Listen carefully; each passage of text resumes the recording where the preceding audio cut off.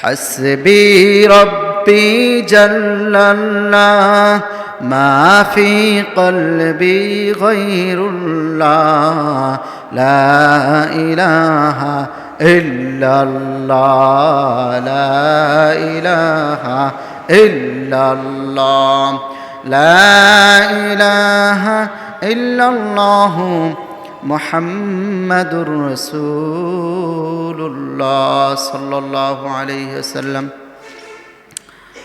আলহামদুলিল্লাহ, আল্লাহ পাকের ঘর মসজিদে জুমার সালাত আদায় করার উদ্দেশ্যে আল্লাহ পাক আসার বসার তৌফিক দিয়েছেন। এজন্য দিল থেকে সকলে কালিমাতুশ শুকর আদায় করে আলহামদুলিল্লাহ।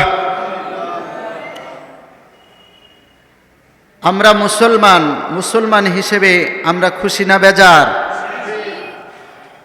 আমাদের সর্বপ্রথম পরিচয় হলো আই এম মুসলিম, আনা মুসলিমুন, আমি একজন মুসলমান। এটা হলো একজন মুসলমানের সর্বপ্রথম পরিচয়। সুবহানাল্লাহ।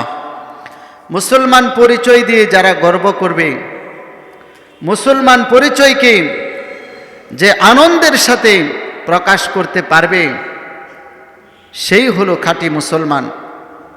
আল্লাহ সুবহানাহু ওয়া তাআলা কুরআনে কারীমের মধ্যে বলেন, ওয়াকালা ইন্নানী মিনাল মুসলিমিন। যে বলবে আমি একজন মুসলমান, তার কথাকে আল্লাহ সুবহানাহু ওয়া তাআলা উত্তম কথা বলে ঘোষণা করেছেন। একজন মুসলমানের পরিচয় হবে সে নিজেকে মুসলমান দাবি করবে যে আমি একজন মুসলমান। সুতরাং মুসলমান ভাইয়ের আমার, পবিত্র রমজান মাস সারা বিশ্বে মুসলমানের উপর নির্যাতন, নিপীড়ন, জুলুম, অত্যাচার চলতেছে। গোটা বিশ্বের মুসলমান আজকে নীরব। গোটা বিশ্বের মুসলমান যারা মুসলিম জাতির কর্ণধার, মুসলিম জাতির যারা রাহবর, যারা মুসলিম জাতির অভিভাবক, গোটা বিশ্বে 200 কোটি মুসলমান থাকা সত্ত্বেও ফিলিস্তিনে আমার মুসলমান ভাইরা জুলুম, অত্যাচার, নির্যাতনের শিকার হচ্ছেন, গণহত্যার শিকার হয়েছে। কিন্তু আজকে মুসলমান নীরব। এই নীরব মুসলমান যারা, এরা হলো মুনাফিক। মুসলমানের কাজ নীরব থাকা নয়। মুসলমানের কাজ হলো যেখানে অন্যায় সেখানে প্রতিবাদ, যেখানে জুলুম সেই জুলুমকে রুখে দেওয়ার জন্য মুসলমান দায়িত্ব পালন করবে। কিন্তু আজকে গোটা বিশ্বের মুসলমান নীরব রয়েছে। কিছু কিছু দেশ ছাড়া বেশিরভাগ দেশের মুসলিম দেশের শাসকরা নীরব ভূমিকা পালন করছে। এদেরকে কোরআনের ভাষায় বলা হবে মুনাফিক। এরা কাফেরদের সাথেও লিয়াজু করে আর মুসলমানদেরকে উপরে উপরে বলে আমরা মুসলমান তোমাদের সাথে আছি, কিন্তু প্রকৃতপক্ষে এরা কাফেরদের সাথে লিয়াজু করতেছে। মুসলমান ভাইরা আমার, আল্লাহ সুবহানাহু ওয়া তাআলা বলেছেন, ইনিল হুকমু ইল্লা লিল্লাহ। জমিন আল্লাহর সৃষ্টি, আল্লাহর জমিনে আল্লাহর সৃষ্টির মধ্যে হুকুম চলবে একমাত্র আল্লাহর। আল্লাহর সৃষ্টি, জমিন আল্লাহর, আসমান আল্লাহর, আপনি আমি সবাই আল্লাহর। তাহলে হুকুম কেন মানুষের চলবে? আল্লাহ তাআলা কোরআনের বহু জায়গায় এই আয়াত এনেছেন, ইনিল হুকমু ইল্লা লিল্লাহ। হুকুম একমাত্র কার চলবে? আওয়াজ দিয়ে বলেন, একমাত্র আল্লাহ পাকের হুকুম চলবে। আল্লাহর জমিনে আল্লাহর বিধান থাকতে কোনো মানব রচিত বিধান চলতে পারে না। আল্লাহর বিধানকে যারা বৃদ্ধাঙ্গুলি দেখিয়ে মানব রচিত বিধানকে এই আল্লাহর জমিনে কায়েম করতে চায়, তারা হলো এই পৃথিবীর মধ্যে সবচেয়ে বড় নাফরমান এবং তারা কাফের। এই জন্য আল্লাহর জমিনে একমাত্র আল্লাহ পাকের বিধান চলবে, অন্য কারো বিধান চলবে না। গতকালকে দেখলাম ধর্ষণের শাস্তি বিয়ের প্রলোভন দেখিয়ে, বিয়ের প্রলোভন দেখিয়ে যদি ধর্ষণ করা হয় তাহলে ধর্ষণের শাস্তি নির্ধারণ করা হয়েছে 7 বছর জেল। 7 বছর জেল কাটলে তারপরে সে মুক্ত হয়ে যাবে। এই বিধানটা যেহেতু ধর্ষণ করার বিধান আল্লাহ সুবহানাহু ওয়া তাআলা কোরআনের মাধ্যমে কায়েম করেছেন, হুকুম দিয়েছেন, এখানে একজন নারীর অধিকার আল্লাহ তাআলা প্রতিষ্ঠিত করেছেন। ধর্ষণের শাস্তি মাত্র 7 বছর রেখে যে বিধান, যে মানব রচিত আইন ফাঁস করা হয়েছে, এটা আল্লাহর কোরআনের আইনের সাথে সাংঘর্ষিক। নাউজুবিল্লাহ বলি। কারণ আল্লাহর কোরআন বলতেছে, যে ধর্ষণ করল, যে জিনা করল, যদি সে অবিবাহিত হয়, বিবাহিত না হয়, ধর্ষণকারী যদি বিবাহিত না হয়, তাহলে তাকে জনসম্মুখে মানুষের সামনে 80 বেত্রাঘাত করতে হবে, 80টা চাবুক মারতে হবে। 80টা চাবুক মারার পরে সে যদি বেঁচে যায় বেঁচে থাকবে, আর যদি মরে যায় মরে যাবে। তার শরীরের মধ্যে 80টা বেত্রাঘাত করা। যদি অবিবাহিত দর্শক হয়, জেনাকারী হয়, পুরুষ এবং নারী, জেনাকারী পুরুষ এবং নারী উভয়ের উপর এই শাস্তি প্রয়োগ করা কোরআনের বিধান। আর যদি ধর্ষণকারী বিবাহিত হয়, যে ধর্ষণ করেছেন সে যদি বিবাহিত হয়, আল্লাহর কোরআনের বিধান হলো এই দুনিয়ার মুখ দেখার অধিকার আর তার নাই। সে যেহেতু বিবাহিত, তার বিবি আছে, অথবা যদি সে মহিলা হয় তার স্বামী আছে।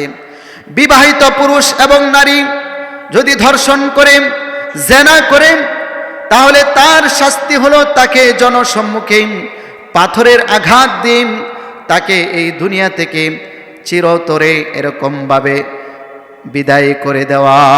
সুবহানাল্লাহ। কোরআনের বিধান হলো বিবাহিত ধর্ষক, তার শাস্তি হলো সে এমন অন্যায় করেছে, এমন অপরাধ করেছে, সে আর এই পৃথিবীতে বেঁচে থাকার অধিকার তার নাই। আর তার এই পৃথিবীতে বেঁচে থাকার অধিকার নাই। সে এই পৃথিবীতে বেঁচে থাকার অধিকার হারিয়ে ফেলেছে। কারণ সে বিবাহিত হওয়ার পরেও এমন জঘন্য কাজ করেছে, আরেকজন নারীর ইজ্জত সে নষ্ট করেছে, তার এই পৃথিবীতে বেঁচে থাকার অধিকার নাই। হত্যা করলে একজন মানুষ আরেকজন মানুষকে হত্যা করে, তার পরিবার কেসাস, হত্যার পরিবর্তে হত্যা, এটা শাস্তির বিধান কোরআনে আছে। আবার যদি যাকে হত্যা করলো তার পরিবার চায় মুক্তিপণ নিয়ে তাকে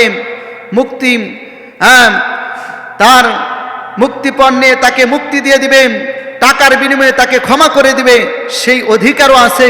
কিন্তু ধর্ষণ, জেনা এমন একটা অপরাধ, যেই অপরাধ করলে বিবাহিত ব্যক্তি যদি অপরাধ করে, তার কোনোভাবেই তার ক্ষমার অধিকার নাই। সরকার তাকে ক্ষমা করতে পারবে না, রাষ্ট্রপতি তাকে ক্ষমা দিতে পারবে না, সমাজ তাকে ক্ষমা দিতে পারবে না। কিন্তু এখন আমাদের সমাজে কি হয়,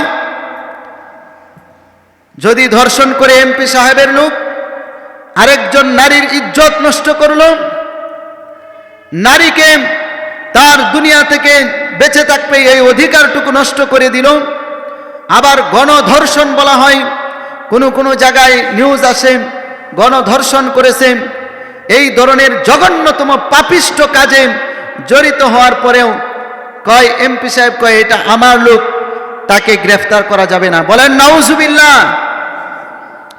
এই ধরনের এমপি মন্ত্রীদেরকে, এই ধরনের সমাজপতিদেরকে কিয়ামতের ময়দানে এমন ডান্ডাবাড়ি দেওয়া হবে, ডান্ডাবাড়ি, এক ডান্ডাবাড়ি খেয়ে 7 তবক মাটির নিচে চলে যাবে।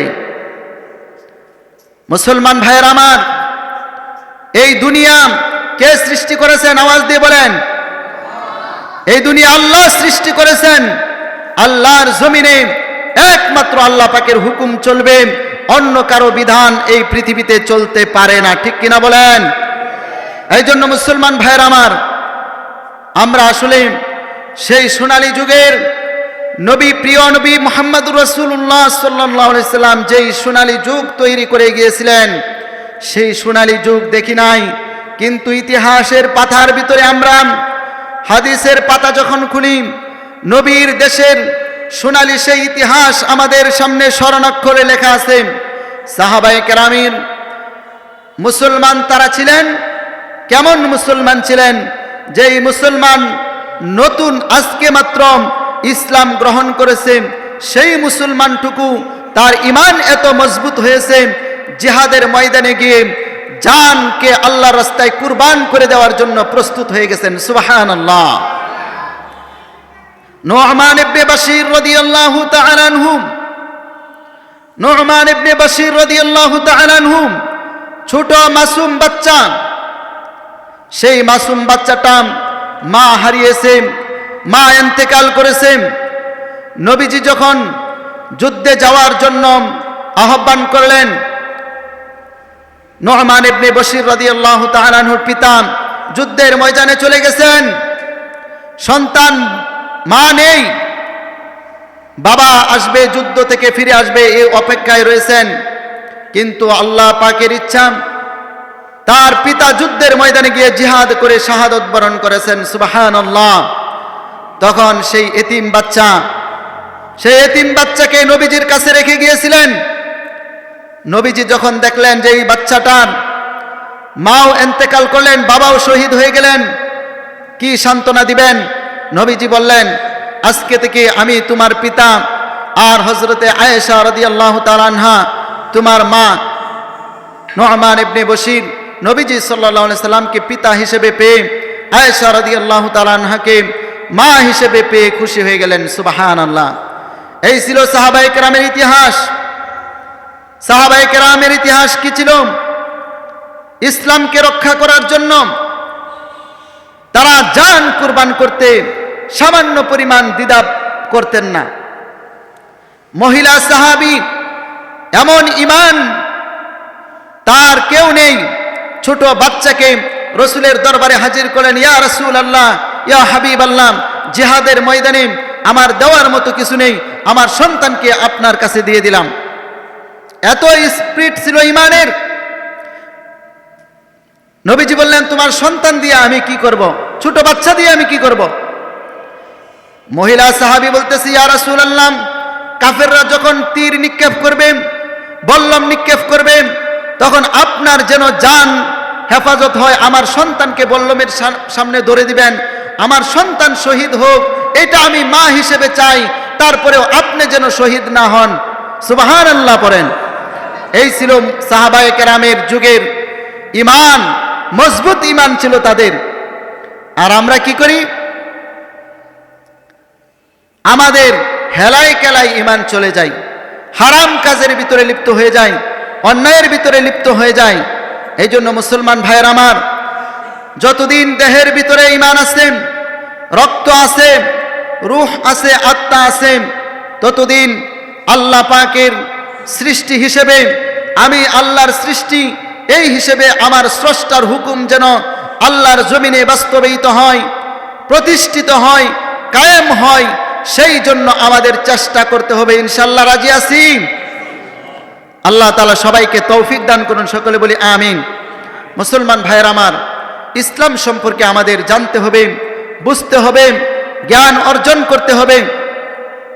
ইসলাম সম্পর্কে যদি আমাদের জানা না থাকে, ইসলাম সম্পর্কে যদি আমাদের জ্ঞান না থাকে, ইসলাম সম্পর্কে যদি আমরা অজ্ঞ থাকি, তাহলে কিভাবে আল্লাহর জমিনে আল্লাহর দ্বীন প্রতিষ্ঠা করব? এজন্য প্রত্যেকটা মানুষের উচিত ইসলাম সম্পর্কে, কোরআন সম্পর্কে, আল্লাহর বিধান সম্পর্কে জ্ঞান হাসিল করা। মুসলমান ভাইয়েরা আমার, দেখেন আমাদের সমাজের ভিতরে অনেক ভুল প্রথা রয়েছে। আমরা জানি 14 জন মানুষ, 14 জন মাহরাম ব্যক্তি, মাহরাম মানে সম্মানিত, যাদেরকে আল্লাহ ইসলাম সম্মান দিয়েছেন।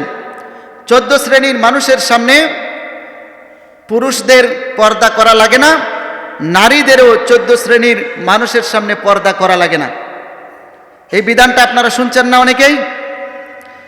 এমন একটি বিধান আছে ইসলামের মধ্যে যে 14 শ্রেণী মানুষের সাথে পুরুষদের পর্দা নাই, নারীরাও ওই 14 শ্রেণী মানুষের সামনে যাওয়া আসা করতে পারবে, পর্দা নাই। কিন্তু দুঃখ এবং ভারাক্রান্ত হৃদয়ে বলতে চাই, এই 14 শ্রেণীর মানুষকে ইসলাম সম্মান দিয়েছে। হাজি বলেন, গাজী বলেন, নামাজি বলেন, শিক্ষিত বলেন, অশিক্ষিত বলেন, সমাজের উপরের শ্রেণীর মানুষ বলেন, নিম্ন শ্রেণীর মানুষ বলেন, সব শ্রেণীর মানুষের মাঝে একটি অপরাধ আমি দেখতে পাই, যেই 14 শ্রেণী মানুষকে মানুষের সাথে পর্দার বিধান নেই, ওই 14 শ্রেণী মানুষের সাথে বিবাহ বন্ধন করাও হারাম। ভালো করে বুঝেন, যেই 14 শ্রেণী মানুষের সাথে পর্দার বিধান নেই, ওই 14 শ্রেণী মানুষের সাথে বিবাহ বন্ধন করা হারাম, এবং ওই 14 শ্রেণী মানুষের সাথে বিবাহ শাদী নিয়ে মশকারি করাও হারাম। ভালো করে বিধানটা বুঝবেন। নিজের নাতি, নিজের মেয়েকে বিবাহ করা হারাম, নিজের নাতিকে বিবাহ করা হারাম। অনেকেই বলে কি, এটা অনেক নামাজির মধ্যেও এই ধরনের রূপটা আছে, বলে নাতিকে বলে এটা আমার সেকেন্ড ওয়াইফ। বলেন নাউজুবিল্লাহ বলেন। আরে মেয়েকে যেমন বিবাহ করা হারাম, নাতিকে বিবাহ করা একই রকম হারাম। নাতিকে নিয়ে কিভাবে মশকারি করা হয়? ইসলাম সম্পর্কে আমরা এতটাই অজ্ঞ মূর্খ। দাদিকে বলতেছে, ও দাদি, এই যে তোমার এটা দ্বিতীয় স্বামী। বলেন নাউজুবিল্লাহ। নাতি, ছেলে নাতি দাদিকে বলতেছে এটা তোমার দ্বিতীয় স্বামী। নাউজুবিল্লাহি মিন যালিক। এমন হারাম আমাদের ঘরে ঘরে রয়েছে। না না, তাহতান নসল ফাওকান নসল। ভালো করে বুঝবেন মুসলমান ভাইয়ের আমার, নিজের মেয়েকে বিবাহ করা যেমন হারাম, মেয়ের মেয়ে অর্থাৎ নাতি, তাকেও বিবাহ করা একই রকম হারাম, কোনো ধরনের বিন্দুমাত্র পার্থক্য নাই। তাদেরকে বিবাহ করা যেমন হারাম, তাদেরকে নিয়ে মশকারি করাও হারাম। তাহলে এই গুনাহটা আমরা অনেকে হাসি মুখে করে ফেলি, কিন্তু এই ধরনের একটা জঘন্য অপরাধ কিতাবে আসছে। এটা একটা এমন কবিরা গুনাহ যে একটি কবিরা গুনাহ জাহান্নামে নিয়ে যাওয়ার জন্য যথেষ্ট।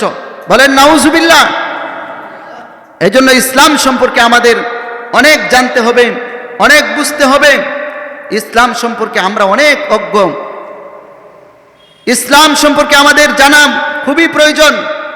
এই রমজান মাস আসুন আমরা চেষ্টা করি, প্রতিজ্ঞাবদ্ধ হই, দাওয়াত ও তাবলীগের মাধ্যমে যাদের বয়স হয়ে গেছে, যান দাওয়াত ও তাবলীগের মধ্যে সময় দেন। 40 দিনের জন্য বের হয়ে যান, 4 মাসের জন্য বের হয়ে যান, গিয়ে ইসলাম সম্পর্কে কিছু জানা অবশ্যই আমাদের দরকার।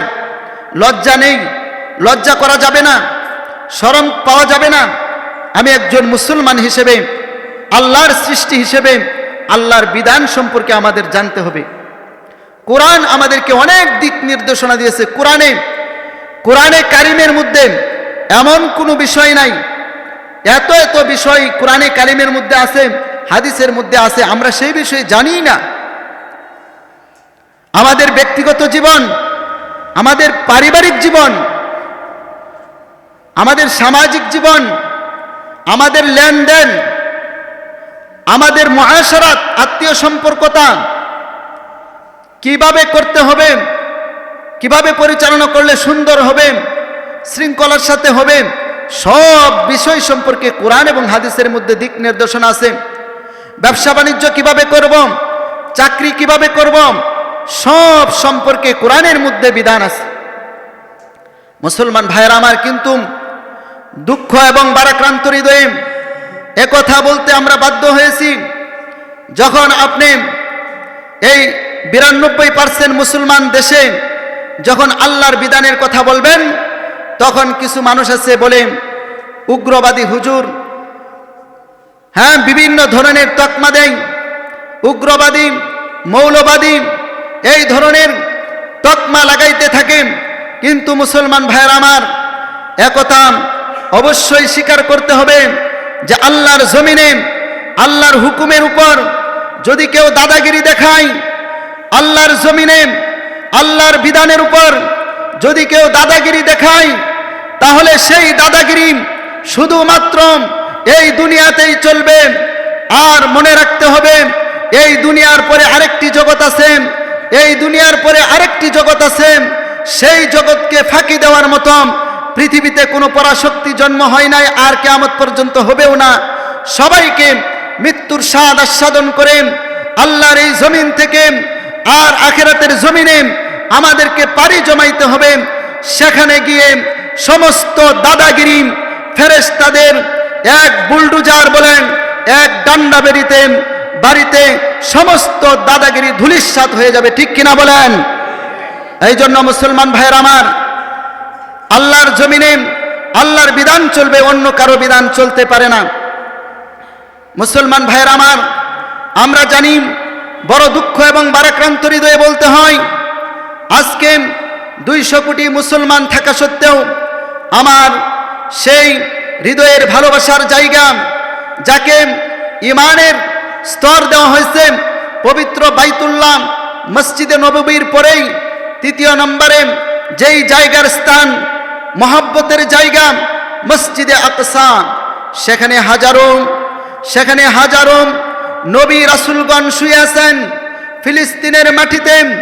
সেখানে হাজারো মুজাহিদ মুসলমান সাহাবায়ে কেরাম যেই মাটিতে শুয়ে আছেন, সেই ফিলিস্তিনের মাটিকে রক্তে রঞ্জিত করেছেন ইসরায়েলের ইহুদি সন্ত্রাসীরা।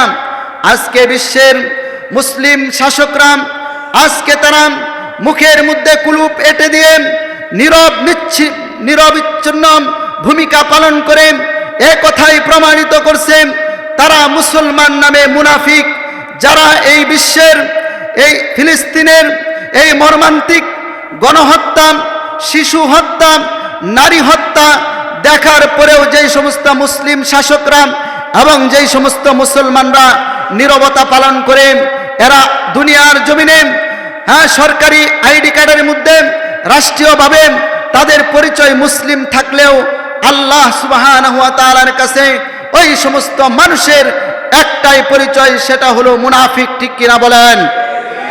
এই জন্য মুসলমান ভাইয়ের আমার, আমরা যতটুকু পারি, যতটুকু আমাদের দ্বারা সম্ভব, আমরা সেই গণহত্যার, শিশু হত্যার বন্ধের জন্য আমরা আমাদের যতটুকু সম্ভব সেই সম্ভাবনা থেকে আমরা সেই গণহত্যা বন্ধের জন্য দাবি করব। ইনশাআল্লাহ রাজি আছেন সবাই? কারণ মুসলমান ভাইয়ের আমার, দেখেছেন আপনারা খবরের মাধ্যমে ছোট ছোট বাচ্চাদের কি অপরাধ ছিল। যুদ্ধের একটা নিয়ম আছে। যুদ্ধের নিয়ম হলো, যাদের সাথে যুদ্ধ লাগবে, ওই যাদের সাথে যুদ্ধ হবে, ওই সমস্ত শুধুমাত্র যোদ্ধাদেরকে হত্যা করা, এটা প্রত্যেকটা যুদ্ধের নিয়ম। নারী হত্যা কোনো যুদ্ধের নিয়মের মধ্যে নাই, শিশু হত্যা কোনো যুদ্ধের নিয়মের মধ্যে নাই। তারপরেও এই ইসরায়েল ইহুদিরা এতটাই বর্বর, এতটাই নৃশংস, এতটাই অমানবিক, এতটাই জুলুমবাজ, এতটাই জালেম এবং সন্ত্রাসী কর্মকাণ্ড করেছে যে আমার কলিজার টুকরা, যে যুদ্ধ লেগেছে সেই ফিলিস্তিনের হামাস যোদ্ধাদের সাথে, হামাস যোদ্ধাদের পারলে তোরা হত্যা করবে, সেটা আমরা দেখব না। যুদ্ধ যখন লেগে যায় তখন মুসলিম যোদ্ধারা শাহাদত বরণ করার জন্য প্রস্তুত থাকে, কিন্তু সেখানে এই গাজায় যেই সমস্ত নারীরা, যেই সমস্ত শিশুরা নিরপরাধ, তাদেরকে কেন তোরা বোমা মেরে হত্যা করতেছিস? এই জন্য ধিক্কার জানাই এবং আল্লাহ সুবহানাহু ওয়া তাআলার কাছে দোয়া করি, আল্লাহ তাআলা যেন আমাদের চোখেই যেন এই ইসরায়েল ইহুদিদের ভয়াবহ পরিণতি যেন আমরা দেখে যাইতে পারি। আল্লাহ তাআলা যেন অচিরেই এই ইসরায়েল ইহুদি সন্ত্রাসীদেরকে চিরতরে ধ্বংস করে দেন। সকলে বলি আমিন। আল্লাহ সুবহানাহু ওয়া তাআলা, আমরা মুসলিম হিসেবে আমাদের দায়িত্ব এবং কর্তব্য আছে, প্রত্যেকের দায়িত্ব এবং কর্তব্য, ইমানি দায়িত্ব, আরো কিছু আমাদের দায়িত্ব আছে। এই ইসরায়েল ইহুদিরা আমাদের টাকা পেয়ে ওরা দিন দিন অর্থনৈতিকভাবে উন্নতি লাভ করতেছে। ইসরায়েলে যে সমস্ত পণ্য আছে, মুসলমান ভাইয়ের আমার, এরা যেহেতু অস্ত্র শস্ত্র অর্থনৈতিকভাবে স্বাবলম্বী হয়ে আমেরিকা থেকে অস্ত্র কিনে সেই অস্ত্র আমার আপনার সেই মুসলমান ভাইদের, সন্তানদের, বোনদের, মাদের, ভাইদের, বোনদের উপর চালিয়ে তারা সেই হত্যাকাণ্ড ঘটাইতেছে। এই জন্য আমাদের ন্যূনতম কিছু অবশ্যই দায়িত্ব আছে। সেই দায়িত্বটা কি? আমরা তাদেরকে অর্থনৈতিকভাবে দুর্বল করতে হবে, আমাদের সুদূর পরিকল্পনা নিয়ে আগাইতে হবে। আমরা মুসলমানরা এমন জাতি যে এখন একটা প্রতিবাদ করলাম তো কালকে এইটা আবার ভুলে যাই, কিন্তু ইহুদিরা এরা এইভাবে বলে না।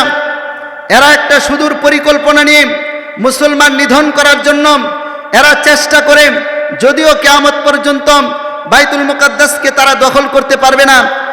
আল্লাহ সুবহানাহু ওয়া তাআলা খুব অচিরেই কিয়ামত সন্নিকটে ইমাম মাহদী আলাইহিস সালামকে প্রেরণ করবেন।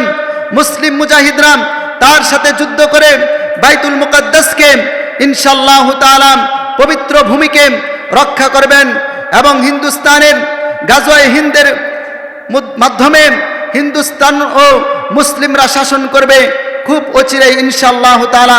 আল্লাহ তাআলা যদি আমাদের হায়াত দান করেন আমরা দেখে যাইতে পারবো। তবে আল মুসলিমুনা কারাজুলিন ওয়াহিদিন ইন ইশতাকা আইনুহু ইশতাকা কুল্লুহু ইন ইশতাকা রাসুহু ইশতাকা কুল্লুহু। আল্লাহর নবী মহানবী সাল্লাল্লাহু আলাইহি সাল্লাম বলেছেন, ও মুসলমান জাতি, তুমি বাংলাদেশি হও, তুমি আরবি হও, তুমি অনারব হও, তুমি ফিলিস্তিনে থাকো, তুমি গোটা পৃথিবীর যেখানেই থাকো না কেন, আল মুসলিমুনা কারাজুলিন ওয়াহিদিন, সমস্ত মুসলমান তোমরা একই দেহের মতো। একজন মুসলমানের চোখ ব্যথা হলে যেমন সারা শরীর ব্যথা হয়ে যায়, ইনিস্তাকা রাসুহু ইস্তাকা কুল্লুহু, যদি মুসলমান তোমার মাথা ব্যথা হয়ে যায়, তোমার পুরো শরীর কেমন যেন ব্যথা হয়ে গেছে, এমন একটা অবস্থা করতে হবে গোটা বিশ্বের যেখানেই মুসলিম আক্রান্ত হবে, যেখানেই মুসলিম জুলুমের শিকার হবে, তুমি যেখানেই থাকো না কেন, তোমার সাধ্য অনুযায়ী সেই মুসলমান ভাইয়ের ব্যথায় ব্যতীত হওয়া, সেই মুসলমান ভাইয়ের কান্নায় কান্না করা, সেই মুসলমান ভাইয়ের হাসিতে হাসি দেওয়া, এইটাই হলো সমস্ত মুসলমানের দায়িত্ব এবং কর্তব্য। সুতরাং আসুন আমরা সবাই ইসরায়েলি সকল পণ্যকে বয়কট করে সুদূর পরিকল্পনা, লম্বা পরিকল্পনা নিয়ে আমরা প্রতিজ্ঞাবদ্ধ হই, ইসরায়েলি কোনো পণ্য আমরা নিজেরা ব্যবহার করব না।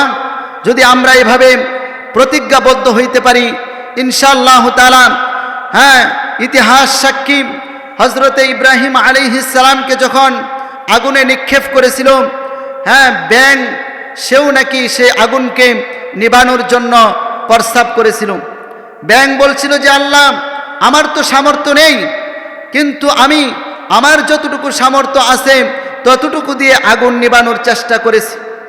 মুসলমান ভাইয়ের আমার, হাসরের ময়দানে আপনারা ইতিহাস জানেন, আসহাবে কাহফের কুকুর সেই আসহাবে কাহফবাসীর সাথে সঙ্গ নেওয়ার কারণে সেই কুকুরকে আল্লাহ সুবহানাহু ওয়া তাআলা হাসরের ময়দানে মানুষ রূপে আকৃতি দিয়ে আল্লাহ তাআলা তাকে জান্নাত দান করবেন। সুবহানাল্লাহ। আমরা মুসলমান হিসেবে আমাদের যতটুকু সামর্থ্য আছে ইনশাআল্লাহ তাআলা এই জুলুমবাজ এদের বিরুদ্ধে আমরা যতটুকু সামর্থ্য আছে যেভাবেই পারি না কেন আমরা সেই মুসলিমদের পক্ষে দাঁড়াই, আমরা সেই ফিলিস্তিনের মুসলমান ভাইদের পক্ষে দাঁড়াই। ইসরায়েলের বিপক্ষে আমাদের অবস্থান নেই। আল্লাহ তাআলার কাছে দোয়া করি যে যদি সামর্থ্য থাকতো অবশ্যই সেই হামাস যোদ্ধাদের সাথে, সেই শহীদি কাফেলার সাথে আমরাও যুদ্ধে অংশগ্রহণ করে হয়তো শাহাদাত বরণ করতাম অথবা গাজী হয়ে আমরা দেশে ফিরে আসতাম।